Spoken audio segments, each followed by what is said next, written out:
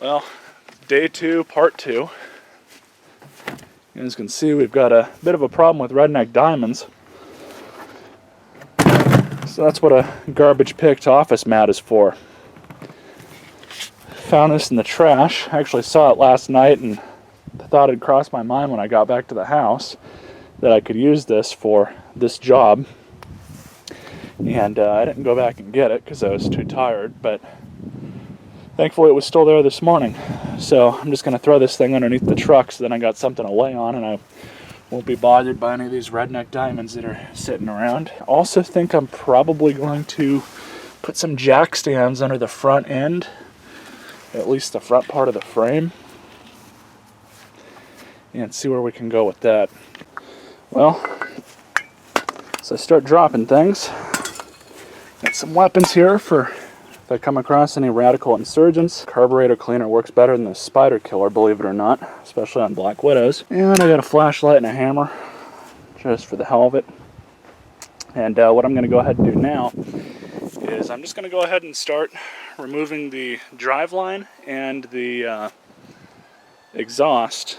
Well, provided I can get the bolts out, because it seems like it comes out in sections. There's a section there behind the cats, and then in front of the cats there's kind of the same setup. So I can go ahead and remove this back part, and then as far as the driveline goes, once I remove this horseshoe up here, I can go ahead and drop the driveline, I don't think I need to drop the whole cross member, but I should be able to just slide the driveline out of the back of the transmission, and that's probably going to leak everywhere, so I'm not going to worry about that just yet, but I'm probably going to go get a bucket for good measure. And so I'm real edgy about getting under this thing. Let me go ahead and try and weigh it down just a little bit. Of course that happened, whatever. And so I'll go ahead and start on this piece right here. See if I can remove this strap for the gas tank. I don't even know how that's set in there. Oh yeah, these are Black Widow webs, that's for sure.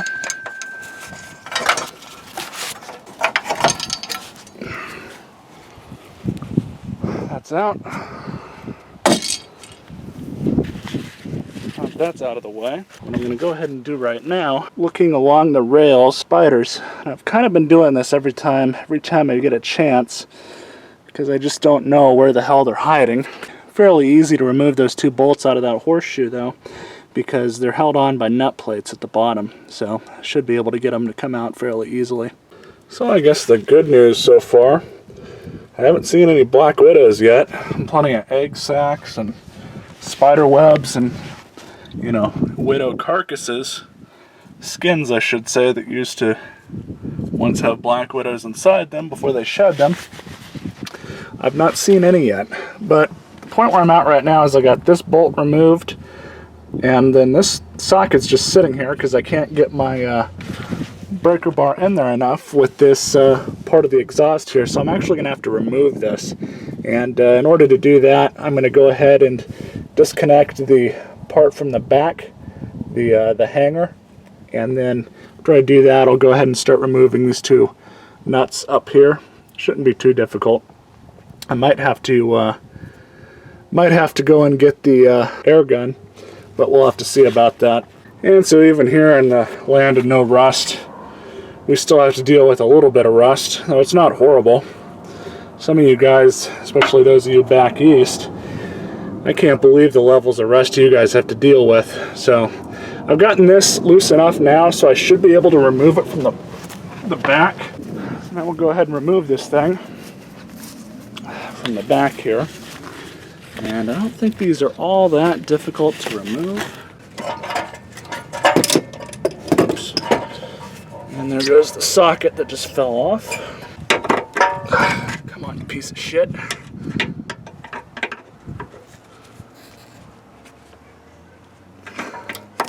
Yeah, it's coming.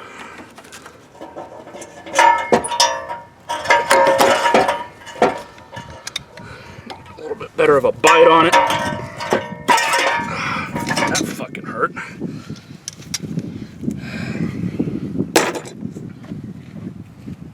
And the back part of the exhaust is dropped. Go ahead and drop this front part here. Kind of gonna be a pain in the ass getting under here.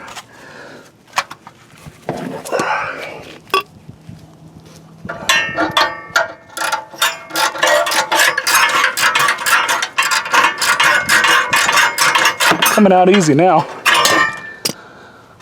Simple as that. Go ahead and grab this and get this pig out of the way. I'm surprised, very surprised there's no Black Widow webs in there, but I say that too soon most of the time. So this is going to be kept. Throw that in the keeper pile. Now I just need to finish up with the driveline. That part's going to be fun because there's probably going to be some fluid that comes out of the tail. And so now we're at the point where we should be able to remove the drive shaft. Trying to figure out the best spot where I can stick you guys at. It's not really rocket science or anything special pulling one of these out. The front end's literally just going to slide out of the transmission bell housing. Maybe I can stick you guys on the rear end. Damn it, those nut plates need to come off. Son of a cock.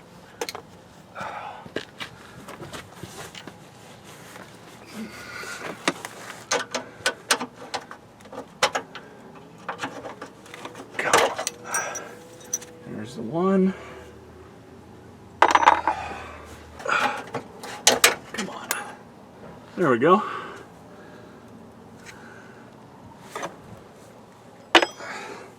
So now we should be able to completely pull it out.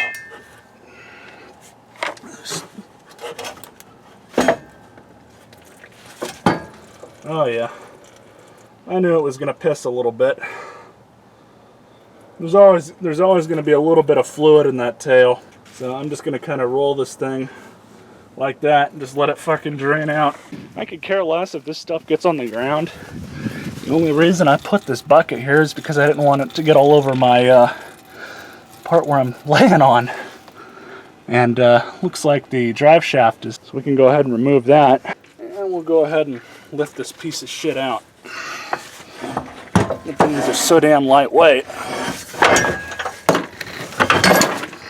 I'm just gonna push it, pull it out here a little bit. These things aren't as heavy as they look, believe it or not.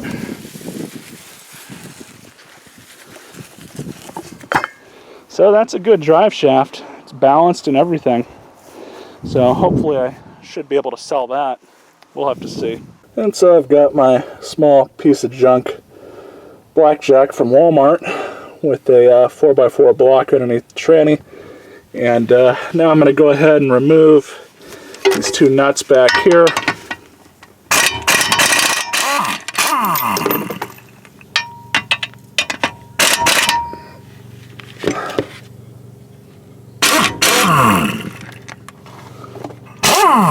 And there we go on that. So now I'm probably just going to remove both the bolts that go through the cross member, and we'll hopefully get the cross member out of there. Alright, so here we are now. I'll go ahead and turn my radio down. And got that side out. And I just need to pull the bolts out of this side. And the cross member is now out. The cross member is still in one piece. It's in pretty decent shape, so. But anyways, enough of me bullshitting. Where did that other nut go? So that's where I'm at now, and now I'll get underneath the truck again and reassess where we're at. I might just go ahead and let the transmission down. I'll show you guys what I mean when I do that. And so with everything the way it is, before I get too far ahead of myself, I've already removed a lot of these smaller ancillary lines and harnesses and connectors, and the reverse switch has been removed. Neutral switch has been removed. Remember that, I think that's what that's called. Anyways, so I also got to remove this little guy here, and I don't know offhand how I'm going to do that because I can't see really how to remove it. It looks like a quick disconnect fitting or something like that. So after I get that out of the way, then I'm just going to remove those 3 bolts there for the starter So once I get all those bolts removed out of this thing, I'm gonna go ahead and just drop it slowly with this. And well, actually I'm not gonna remove those bolts just yet. Basically I've got to drop the transmission first with the jack, and that'll hopefully, the transmission shop told me that I should be able to gain access to both of those top bolts on top of the bell housing, as long as I just drop it with the jack, and hopefully when the transmission goes down with the weight, I can get to it from the top.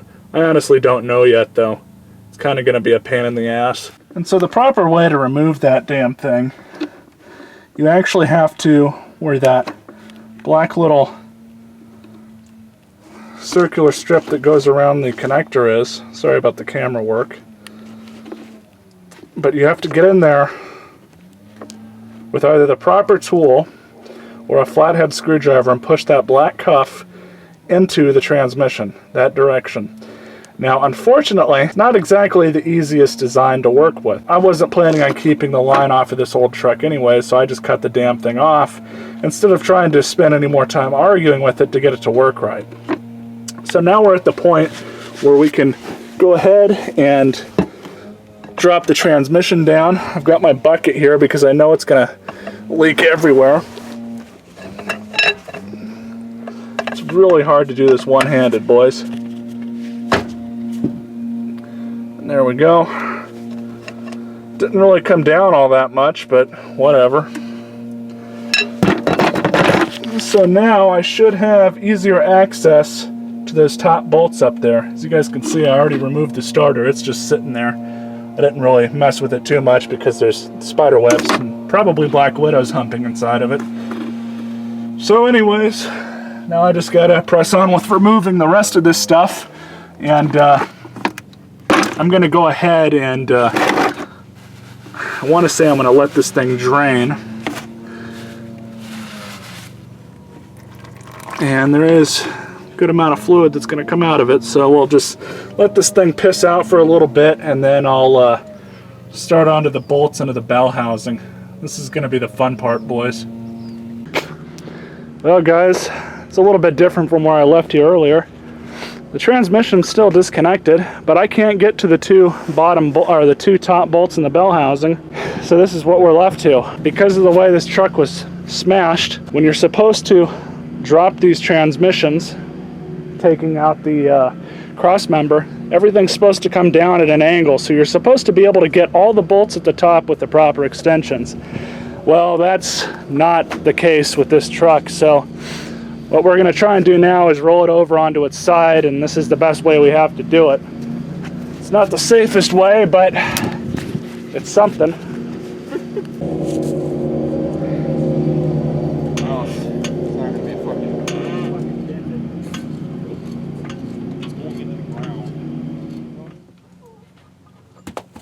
Well, I'm getting horny about this. You think we could assist it? I really don't know how much that's holding because there's nothing holding the back end. Oh yeah! One more. Let me move. Oh, you bitch!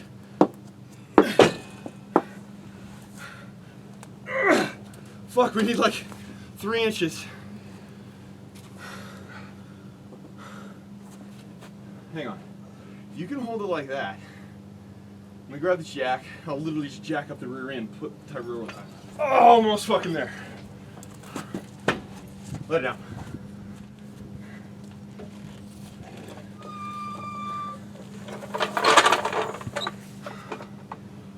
Fuck yeah!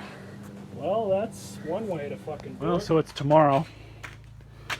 And unfortunately, kind of pissed me off, but the damn battery in the camera died. So I wasn't able to get you guys the full removal process. I do apologize for that. Let's see where exactly the battery's at. I think it's completely dead. Yeah, it's dead. So that's plugged in. Just gonna let that charge. The rest of this video is going to be done on my phone, you know, typical. But anyways, so I'll show you guys the truck. I guess I can show you the trailer full of parts. Pretty much everything is organized mostly. I've got the exhaust here, the cats, the drive shaft. Thought I had more out here, but I guess not. Got both the doors right here. Got the bed. We're gonna keep the bed because my dad's got a 99 Ranger and my brother's got a 97 Mazda 2500, which is the same exact truck. So, worst case Ontario, the bed gets screwed up on either truck. Well, you can put that spare bed on, and also have this fender right here, which for the most part is still in one shape, and then underneath this tarp is the original red tailgate. So this is the entire debacle that we had to go through yesterday. I had my buddy Jace over, and it was really good that he was able to come over because I would have still been working on this today to get to this point. But we had to tip the entire truck over onto its side. It was a huge pain in the ass. I mean, it wasn't terrible. I'm just saying that for just for the sake of saying it. But how we ended up getting it onto its side, and this bumper prevented a lot of that, was we used a combination of railroad ties and my 4-ton Harbor Freight jack, which performed beautifully. That jack was worth every bit of $90 or $100 or whatever I paid for it. So I'll give you guys a brief rundown on what happened. So basically, because the motor cradle and everything had been shifted, I was not able to get at this last bolt that goes right up in there. Now, I wish the damn camera hadn't have died, because it was a pure, huge pain in the ass. It really was.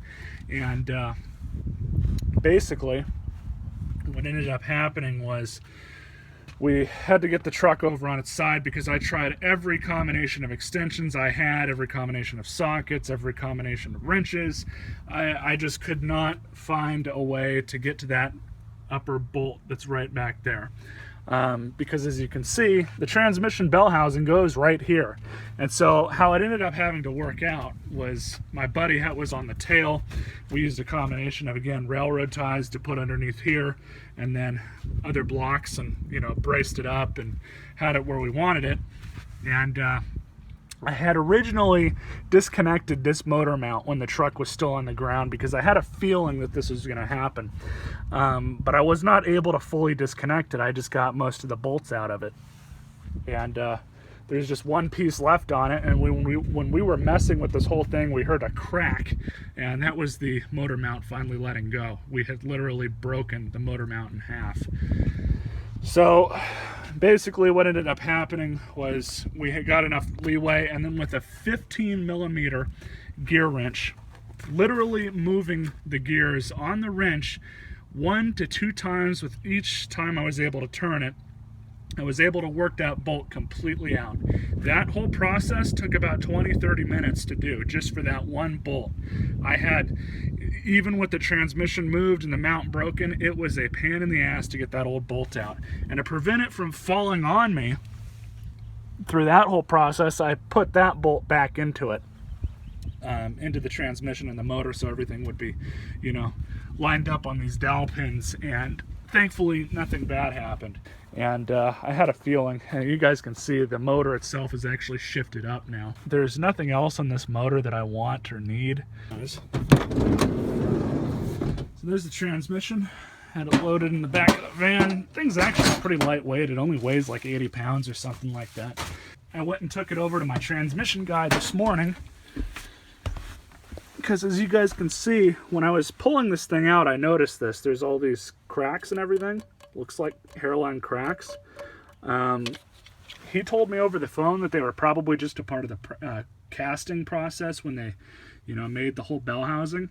And he said that it more than likely isn't anything. But he told me once I get the transmission out, I was more than welcome to bring it in. So I just kept pressing on with it, and, you know, I eventually got it out. And I've got it sitting here because if it's not in between the two seats when I'm driving, it would have rolled all over the place.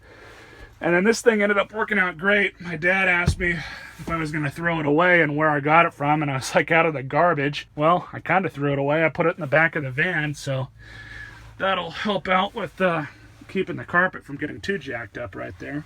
But anyways, so now I just got to pull this thing out and put it back in the shop. I still got to go through and organize all my tools from this whole job. And yeah, honestly, I would do this again. If I get another Ranger, especially one that you know, needs a transmission, I've got a perfectly just rebuilt transmission to put in it. Needs fluid though. Most of the fluid leaked out. Again, I apologize for not getting the full removal process, but in all honesty, you guys didn't really miss all that much other than both of us manhandling this thing off of the back of the motor. It really wasn't that big of a deal. But anyways, hope you guys enjoyed this video. It's an end of a legacy with this truck, and maybe I'll get a clip of it being loaded onto the tow truck when I call the company to come get it. So it's another sad day. Guys, stay tuned for more videos.